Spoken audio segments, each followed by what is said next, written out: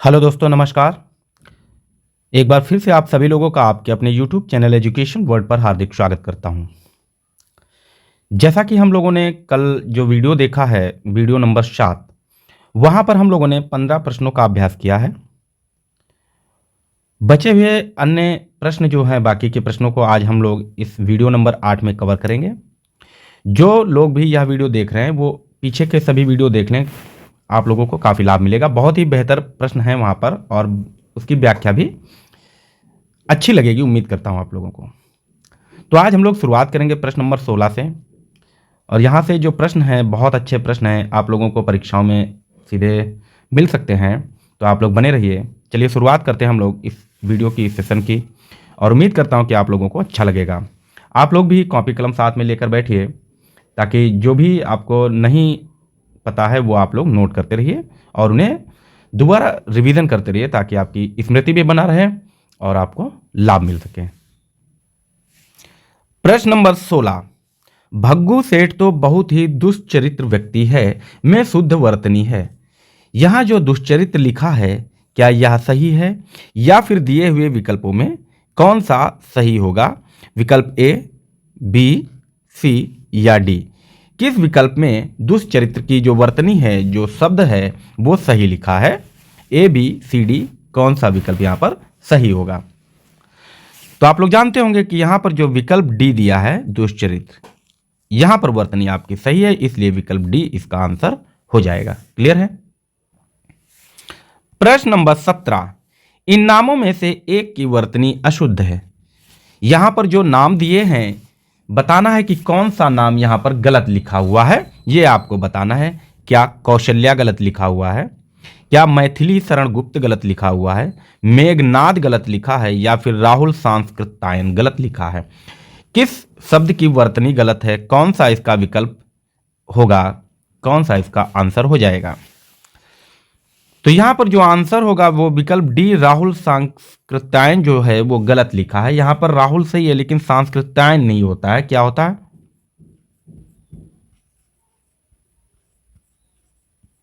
सांकृत्यायन होता है। ठीक है, राहुल सांकृत्यायन होता है, ये आप लोग याद रखिएगा। बाकी अन्य सभी सही लिखा है, कौशल्या, मैथिली और मेघनाथ। यहां जो गलत लिख के आता है वो क्या लिख के आता है? मैथिली। ठीक है, और मेघनाथ में गलती क्या होती है? ये होता है मेघनाथ लिख के आता है, जो कि गलत होगा। मैथिली भी गलत होगा, यहां सही होगा मैथिली। क्लियर है ना?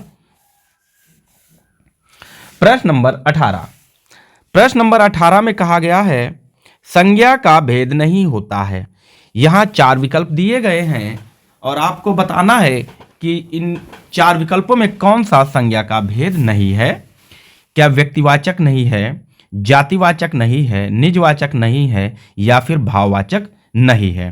तो यहां पर कौन सा हो जाएगा? ए, बी, सी, डी में कौन सा विकल्प सही होगा?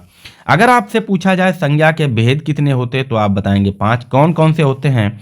तो आप देखेंगे कि एक व्यक्तिवाचक होता है, जातिवाचक होता है, समूहवाचक होता है, पदार्थ या द्रव्यवाचक होता है और भाववाचक होता है। तो यहां देखो, व्यक्तिवाचक है, व्यक्तिवाचक है, जातिवाचक है, जातिवाचक है। क्या निजवाचक दिया है? तो नहीं दिया, भाववाचक। यानी कि जो निजवाचक है ये क्या है? आपका संज्ञा का भेद नहीं है। ठीक है, अगर निजवाचक संज्ञा का भेद नहीं है तो किसका है? तो ये आपका सर्वनाम का भेद है। किसका है? सर्वनाम का भेद है। अगर आपसे पूछे सर्वनाम के भेदों की संख्या कितनी होती तो आप बताएंगे 6 होते हैं। अगर आपसे पूछे कुल सर्वनाम कितने होते तो आप क्या बताएंगे? 11 होते हैं। ठीक है, सर्वनाम 6, सर्वनाम के भेद 6 और कुल सर्वनाम 11 होते हैं, ये आप याद रखेंगे। क्लियर है? प्रश्न नंबर 19, वैधव्य एक भाववाचक संज्ञा है जो कि विशेषण से बना है। यहां जो शब्द दिया है वैधव्य, वैधव्य एक भाववाचक संज्ञा है, ये किस विशेषण से बना है, यानी कि किस शब्द से बना है, ये आपको बताना है। और यही आपसे पूछा गया। तो आप लोग बताइए कि किस जो है शब्द के द्वारा वैधव्य बना है। क्या वैध से बना है, विधवा से बना है, वैधानिक से बना है, या फिर विवाह से बना है? तो यहाँ पर कौन सा विकल्प सही होगा? A, B, C, D. यहाँ विकल्प जो है परिवर्तित हो गया तो ये बी होगा और ये आपका सी हो जाएगा। ठीक है, तो आप लोग कमेंट कीजिए कौन सा विकल्प इसका सही होगा। तो आप सभी जानते हैं वैधव्य का जो भाववाचक संज्ञा बनी है वो विशेषण से बनी है, जो कि विधवा शब्द से बनी है। ठीक है, क्लियर है। अगला प्रश्न देखते हैं। प्रश्न नंबर 20, निम्नलिखित वाक्य में क्रियार्थक संज्ञा क्या है? मंत्री जी के ठहरने की व्यवस्था कीजिए। यहां पर जो आपको वाक्य दिया गया है, मंत्री जी के ठहरने की व्यवस्था कीजिए, इस वाक्य में कौन सा शब्द है जो क्रियार्थक संज्ञा है? यानी कि संज्ञा भी है और कार्य कर रहा है क्रिया का अर्थ प्रकट कर रहा है। तो कौन सा यहां पर विकल्प सही होगा? कौन सा शब्द होगा? क्या मंत्री जी होगा, ठहरने होगा, व्यवस्था होगा, या फिर कीजिए होगा? कौन सा विकल्प सही होगा? तो इसका जो विकल्प हो जाएगा वो आपका हो जाएगा विकल्प बी सही होगा, ठहरना। जो ठहरना है ये क्रियार्थक संज्ञा है। क्रियार्थक संज्ञा क्या होती है? वह संज्ञा यानी कि ऐसी संज्ञा जो संज्ञा के साथ साथ कार्य का यानी कि कार्य के होने का बोध कराए या फिर क्रिया का भी अर्थ प्रकट करे, उसी को हम कहते हैं क्रियार्थक संज्ञा। ठीक है, उम्मीद करता हूं आपने इसे समझ लिया होगा। ठीक, प्रश्न नंबर 21, मुझे किस प्रकार का सर्वनाम है? यहां पर जो शब्द दिया है मुझे, और यह बताना है यह किस प्रकार का सर्वनाम है। क्या उत्तम पुरुष सर्वनाम है, मध्यम पुरुष सर्वनाम है, या फिर अन्य पुरुष सर्वनाम है, या इनमें से कोई नहीं? तो मुझे किस प्रकार का सर्वनाम है, ए बी सी डी, कौन सा विकल्प इसका सही होगा? तो आप जानते हैं कि सर्वनाम के भेद कितने होते हैं? तो 6 भेद होते हैं। कौन कौन से होते हैं? तो पुरुषवाचक सर्वनाम, निजवाचक सर्वनाम, निश्चयवाचक सर्वनाम, अनिश्चयवाचक सर्वनाम, संबंधवाचक सर्वनाम और प्रश्नवाचक सर्वनाम। आप याद रखेंगे कि 6 सर्वनामों की कुल संख्या 11। पुरुषवाचक सर्वनाम के 3 भेद होते हैं। क्या क्या होते हैं? एक को कहते हैं उत्तम पुरुष, दूसरे को कहते हैं मध्यम पुरुष, और तीसरे को कहते हैं अन्य पुरुष। तो ये जो तीनों दिए हैं ये आपके क्या है? पुरुषवाचक सर्वनाम के भेद हैं। तो मुझे जो शब्द है वो यहां पर क्या है? उत्तम पुरुषवाचक सर्वनाम का भेद है, यानी कि विकल्प ए बिल्कुल सही हो जाएगा। प्रश्न नंबर 22, निम्न में विशेषण शब्द है। विशेषण आपको बताना है कि कौन सा शब्द विशेषण होगा। क्या बुढ़ापा विशेषण होगा, दौड़ विशेषण होगा, क्रोध विशेषण होगा, या फिर शांत विशेषण होगा? कौन सा शब्द यहां पर विशेषण का कार्य करेगा? विकल्प ए बी सी डी कौन सा सही हो जाएगा? तो क्या हो जाएगा? कौन सा हो जाएगा? तो यहां पर देखेंगे हम लोग कि विकल्प जो डी है, विकल्प डी बिल्कुल सही होगा। शांत जो है ये क्या है? विशेषण है। बुढ़ापा क्या है? ये भाववाचक संज्ञा है। और दौड़ क्या है? ये आपकी क्रिया है। क्या है? क्रिया है। और क्रोध भी क्या है? ये भी भाववाचक संज्ञा है। तो यहां पर विकल्प डी बिल्कुल सही हो जाएगा। शांत आपका जो है वो विशेषण हो जाएगा। उम्मीद करता हूं आप लोगों को वीडियो अच्छा लग रहा होगा। अगर आप लोगों को वीडियो अच्छा लग रहा है तो लाइक कर दीजिए भाई, और अपने दोस्तों को शेयर कर दीजिए। शेयर वेयर करते रहिए भाई लोगों, और चैनल को सब्सक्राइब कर लीजिए। चैनल को सब्सक्राइब कर लीजिए। आपको यहाँ से काफ़ी अच्छे वीडियो मिलते रहेंगे, हिंदी की बेहतरीन क्लासेस आपको मिलती रहेंगी। ठीक है, तो आप लोग चैनल को सब्सक्राइब कर लीजिए, आपको लाभ मिलेगा और हमें भी आपका सपोर्ट मिलता रहेगा।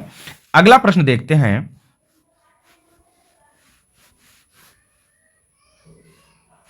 प्रश्न नंबर 23, मां ने पिताजी से सामान मंगवाया। यहां क्रिया का कौन सा रूप है? यहां मां ने पिताजी से सामान मंगवाया, इस वाक्य में बताना है कौन सी क्रिया है। क्या आकर्मक क्रिया है, आज्ञार्थक क्रिया है, प्रेरणार्थक क्रिया है, या फिर द्विकर्मक क्रिया है? कौन सा इसका विकल्प सही होगा? A B C D. कौन सा इसका विकल्प सही हो जाएगा? तो सामान क्या किया है? मंगवाया है। तो जब भी ऐसा किया जाए कि एक व्यक्ति दूसरे व्यक्ति से कार्य करवाए तो वहां पर क्या होता है? वहां पर प्रेरणार्थक क्रिया होती है। सीधे सीधे आप लोग याद कर लीजिए कि जब पहला व्यक्ति किसी दूसरे व्यक्ति से कार्य करवाए तो प्रेरणार्थक क्रिया होगी, अर्थात विकल्प यहां पर डी चेंज हो गया है। विकल्प डी जो है प्रेरणार्थक शब्द आपका जो है क्या हो जाएगा? क्रिया हो जाएगी यहां पर। ठीक है, प्रश्न नंबर 24, कौन सा पद विकृत नहीं होता? प्रश्न नंबर 24 में पूछा है कि कौन सा पद जो है विकृत नहीं होता है। क्या संज्ञा नहीं विकृत होता है, विशेषण नहीं विकृत होता है, अव्यय नहीं विकृत होता है, या फिर क्रिया नहीं विकृत होता है? तो यहां पर कौन सा विकल्प सही होगा? ए बी सी डी में कौन सा विकल्प सही हो जाएगा? तो आप सभी जानते हैं अव्यय का मतलब क्या होता है कि जिनका व्यय ना हो, जिनको बदला ना जा सके, यानी कि लिंग वचन और लिंग वचन क्रिया कारक आदि के आधार पर जिनमें कोई परिवर्तन ना किया जा सके, उन्हीं को हम कहते हैं अव्यय। तो विकल्प जो है हमारा बी, यहाँ ऑप्शन चेंज हो गया है, विकल्प बी बिल्कुल सही होगा। अव्यय शब्द जो है ये विकृत नहीं होता है। प्रश्न नंबर 25, पेड़ से पत्ता गिरा, यहां पेड़ से में कारक है। आपको बताना है कि पेड़ से पत्ता गिरा, जो पेड़ से है इसमें कौन सा कारक होगा? क्या करण कारक होगा, अपादान कारक होगा, संप्रदान कारक होगा, या फिर कर्म कारक होगा? कौन सा कारक हो जाएगा? विकल्प ए बी सी डी में कौन सा विकल्प सही होगा?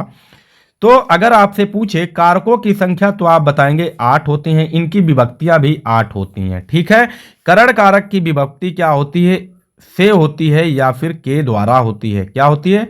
के द्वारा होती है। लेकिन ये क्या होगा? ये माध्यम का काम होगा। माध्यम, किसी के द्वारा कार्य करना या किसी से कार्य करना। अपादान की विभक्ति होती है से, लेकिन कब? जब कोई वस्तु किसी से अलग हो रही हो, तुलना की जा रही हो, तो यहां पर अपादान होता है।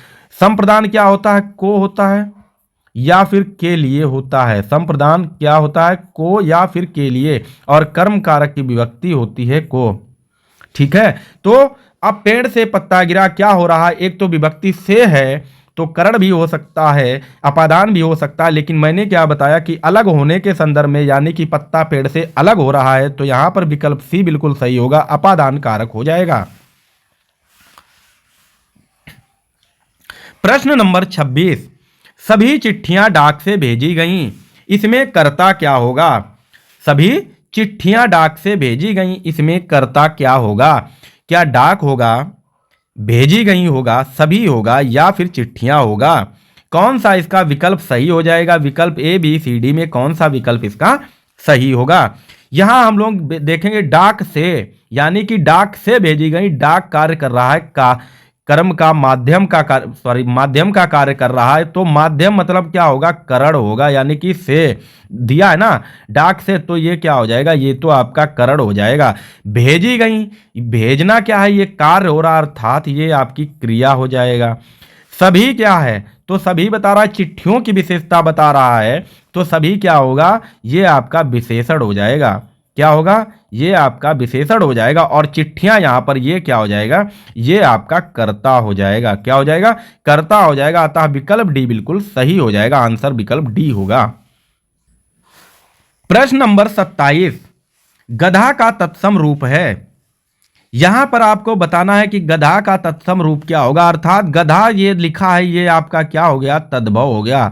ठीक है, और तत्सम क्या होते हैं? तत्सम संस्कृत निष्ठ शब्द होते हैं जो कि हिंदी में प्रयोग किए जाते हैं। तो क्या गदहा होगा, गधर्भ होगा, ग्रधभ होगा, या फिर गर्धभ होगा? कौन सा इसमें विकल्प सही होगा? ए बी सी डी में कौन सा विकल्प इसका सही होगा? तो आप जानते हैं कि विकल्प डी जो है बिल्कुल सही है। गधा का गर्धभ, गधा का तत्सम गर्धभ होता है। क्लियर है? प्रश्न नंबर 28, प्रश्न नंबर 28, लालटेन शब्द निम्न वर्गों में से किस वर्ग में आता है? लालटेन शब्द, यहां जो शब्द दिया है लालटेन, आपसे पूछा है कि क्या यह तत्सम होगा, क्या यह तद्भव होगा, यह देशज होगा, या फिर विदेशज होगा? कौन सा इसमें विकल्प सही होगा? ए बी सी डी में। तो कौन सा विकल्प इसका सही हो जाएगा? तो लालटेन जो है, लालटेन आप जानते हैं कि यह शब्द बना है लंटर्न से। किससे? लॉन्टर्न से बना है। और लंटर्न जो है ये आपका अंग्रेजी शब्द है। कैसा है? ये अंग्रेजी शब्द है, और अंग्रेजी का ही विकृत रूप दिया है लालटेन। तो अंग्रेजी क्या है? ये आपकी विदेशी भाषा है। क्या है? ये विदेशी भाषा, अर्थात लालटेन जो है कैसा हो गया? किस वर्ग में आएगा? तो इसे हम विदेशज कहेंगे। ठीक है, विदेशज हो जाएगा। प्रश्न नंबर 29, रसोईया में प्रत्यय है, आपको बताना है कि रसोईया में कौन सा प्रत्यय लगा है। क्या या प्रत्यय लगा है, या प्रत्यय लगा है, आ प्रत्यय लगा है, या फिर रस प्रत्यय लगा है। कौन सा प्रत्यय लगा है। प्रत्यय क्या होते हैं, जो मूल शब्द के बाद लगने वाले शब्दांश होते हैं। लगने वाले शब्दांश होते हैं। क्या होते हैं भाई, शब्द नहीं आप कहेंगे, शब्दांश ही कहेंगे। अब देखो हम रसोईया का अगर हम विच्छेद करें तो क्या लिखेंगे हम, रसोई धन इया होगा। क्या होगा, रसोई धन इया होगा। तो प्रत्यय क्या लगा है, इया प्रत्यय लगा, अर्थात विकल्प भी बिल्कुल सही हो जाएगा, इया प्रत्यय होगा। क्लियर है। प्रश्न नंबर 30, तत्व में कौन सा प्रत्यय है। आपको बताना है कि जो तत्व लिखा है इसमें कौन सा प्रत्यय लगा है। क्या तत् प्रत्यय लगा है, तब प्रत्यय लगा है, वा प्रत्यय है, या फिर त्वा प्रत्यय है। कौन सा प्रत्यय लगा है, ए बी सी डी में कौन सा विकल्प सही होगा। जब आपको प्रत्यय की बात आए तो आप तुरंत शब्द को तोड़ दीजिए। तो क्या लिखा है, तत्व लिखा है। यहां देखो ता आधा और 2 बार आधा था, पहला पूरा था, फिर आधा था, हम ऐसे लिखेंगे आधा ता धन लगाएंगे और आधा ता और धन और वाह। तो आप देखेंगे तत् मूल शब्द होगा और त्वा जो है ये आपका प्रत्यय होगा। तो कौन सा विकल्प होगा, विकल्प जो है लास्ट सी हो गया है, विकल्प सी यानी कि त्वा प्रत्यय बिल्कुल सही हो जाएगा। ठीक है। और तत् इसका क्या है, ये आपका मूल शब्द है। क्या है ये आपका मूल शब्द हो जाएगा। क्लियर है। तो हम लोगों ने महत्वपूर्ण 15 प्रश्नों को यहाँ पर फिर से कवर किया। 16 से 30 तक 15 प्रश्नों को कवर किया है। उम्मीद करता हूँ आप लोगों को वीडियो अच्छा लगा होगा, कंटेंट अच्छा लगा होगा। अगर आप लोगों को कंटेंट अच्छा लग रहा है तो प्लीज़ आप लोग लाइक वाइक करते रहिए भाई, और वीडियो को शेयर करते रहिए। अगर हो सके तो शेयर कर दीजिए, नहीं हो सकता है तो कोई बात नहीं, लाइक शेयर अपनी जगह पर है, आप लोग बस अध्ययन करते रहिए। अगर आप लोगों को लग रहा है कि कंटेंट अच्छा मिल रहा है, इसका जो व्याख्या है बहुत अच्छी है, तो आप लोग चैनल को सब्सक्राइब कर लीजिए। चैनल तो आप लोग भाई सब्सक्राइब कर सकते हैं, सभी लोग चैनल सब्सक्राइब कर लीजिए ताकि हमको भी आपका सपोर्ट मिलता रहे और आप लोगों को भी आने वाली हर एक नई वीडियो मिलती रहे। तो आज के लिए इतना ही रखते हैं, मिलते हैं अगले वीडियो में। तब तक के लिए टेक केयर, बाय बाय। आप लोग घर पर बेहतर तरीके से तैयारी करते रहिए, समय बहुत कम बचा है, जल्दी आप लोग बेहतर तरीके से तैयारी करते रहिए, अपनी सीट पक्की कीजिए। Thanks for watching video, thank you.